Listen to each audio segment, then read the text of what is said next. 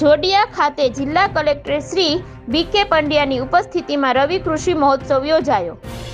ખેડૂતોને વિવિધ કૃષિલક્ષી સહાય, કૃષિ સંશોધન પુરસ્કાર તેમજ પ્રમાણપત્ર અર્પણ કરી સન્માનિત કરાયા.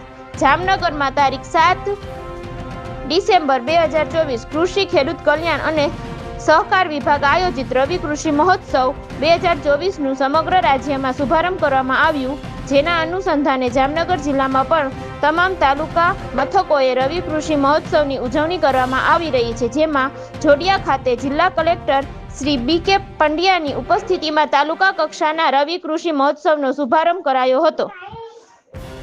મુખ્યમંત્રી શ્રી ભૂપેન્દ્રભાઈ પટેલની ઉપસ્થિતિમાં બનાસકાંઠાના દાંતીવાડા ખાતે યોજાયેલ રાજ્ય કક્ષાની રવિ કૃષિ મહોત્સવનું જીવંત પ્રસારણ આ તબક્કે ઉપસ્થિત સૌએ નિહાળ્યું હતું. સાથે સાથે રવિ કૃષિ મહોત્સવ અંતર્ગત કાર્યક્રમ સ્થળ કૃષિ ક્રાંતિને પ્રેરિત કરતા વિવિધ સ્ટોલ્સ ઊભા કરી નિદર્શન કરવામાં આવ્યું હતું. 2 દિવસ સુધી ચાલનારા આ સ્ટોલ પ્રદર્શનની પ્રથમ દિવસે કલેક્ટર શ્રી સહિત બોડી સંખ્યામાં ખેડૂતોએ મુલાકાત કરી હતી. તેમજ પ્રાકૃતિક પરંપરાગત કૃષિના ઉપયોગ, તેના પોષક ગુણો, પાક ઉત્પાદન, જમીનની ગુણવત્તામાં વધારો, આવકમાં વધારો, ખર્ચમાં ઘટાડો જેવી બાબતોથી માહિતગાર કરવામાં આવ્યા હતા.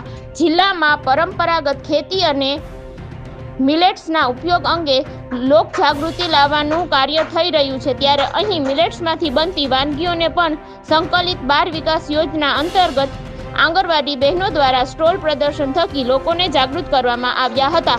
રિપોર્ટર દામજીભાઈ વેકરિયા.